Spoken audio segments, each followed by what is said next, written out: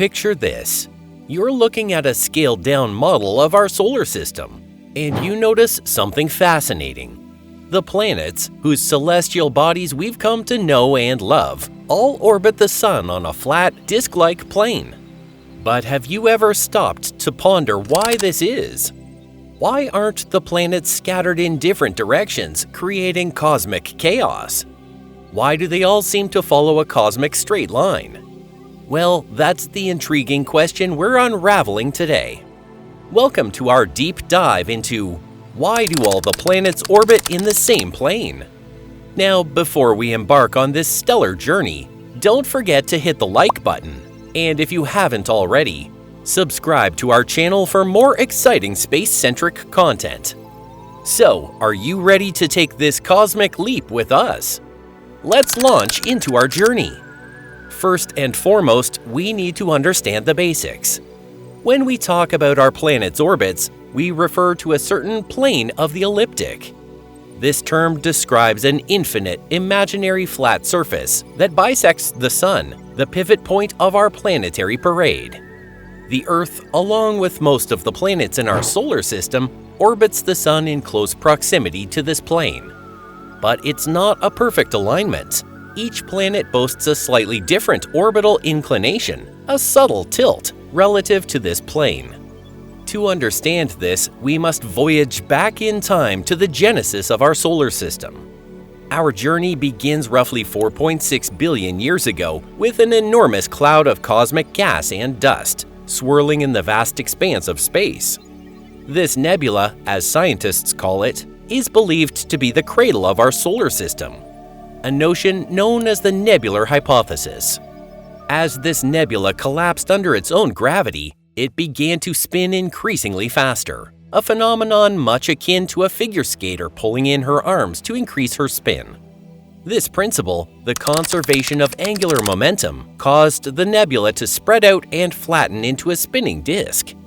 It was within this cosmic carousel that the seeds of our Sun and planets were sown. Gravity, the universal force that binds the cosmos together, played a pivotal role in the formation of our solar system. Within the spinning nebula, cosmic particles, drawn to each other by gravity, began to coalesce into larger and larger clumps, forming what scientists call planetesimals. These were the primitive building blocks of planets. As these planetesimals interacted, collided, and had close gravitational encounters, their orbits gradually aligned with the spin of the disk. Over time, these planetesimals grew, via a process of accretion, into the planets we're familiar with today, all adhering to the same orbital plane as the original protoplanetary disk. However, like any good rule, there are exceptions. Consider Pluto. This icy dwarf planet orbits the Sun at a unique inclination of about 17 degrees to the plane of the ecliptic. This oddity is likely due to historical gravitational interactions with Neptune and other denizens of the Kuiper belt, a region of the solar system that lies beyond the orbit of Neptune. And let's not forget the comets, many of which follow highly inclined or even retrograde orbits. These icy bodies originated in the distant Oort cloud, far removed from the influence of the original protoplanetary disk. Among the 8 planets, there's also some variation in orbital inclination, though they all stay close to the plane of the ecliptic. The minor deviations are likely due to the tumultuous early days of the solar system, when protoplanets and planetesimals were frequently colliding. These collisions and their subsequent gravitational interactions could nudge their orbits slightly off the main plane. The formation of our solar system is not an isolated event.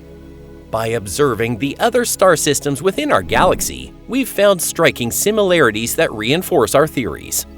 Around many young stars, we've spotted disks of gas and dust that strikingly resemble the nebula that gave rise to our own solar system. These protoplanetary disks are believed to be the cosmic cradles where exoplanets, planets orbiting stars outside of our solar system, are born. As in our solar system, many exoplanets are found to orbit their stars on a common plane. lending further credibility to the nebular hypothesis. Intriguingly, we've also discovered exoplanets with highly inclined or even retrograde orbits, mirroring the exceptions in our own solar system. These observations hint at the complexities and potential chaos in the early stages of planetary system formation. They serve as a stark reminder that while our solar system might seem orderly now, its history is a wild tale of cosmic collisions, gravitational dances, and the unyielding pull of angular momentum. So, we've journeyed from the birth of our solar system to the intricate dance of the planets, all to answer our initial question: why do all the planets orbit in the same plane? The answer, as we've seen, lies in the interplay of cosmic forces, the collapse and spin of the original nebula, the conservation of angular momentum, and the gravitational interactions during the early days of our solar system.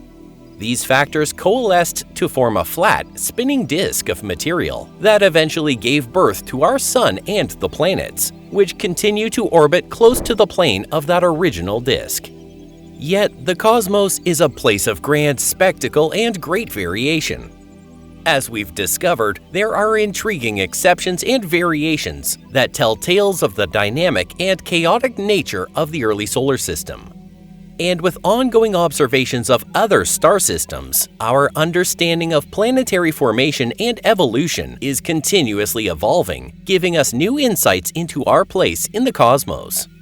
We hope this exploration of our solar system's orbital plane has filled you with wonder and sparked your curiosity. Do you have any thoughts or questions? We'd love to hear them. Please share them in the comments below, and don't forget to like and subscribe to our channel.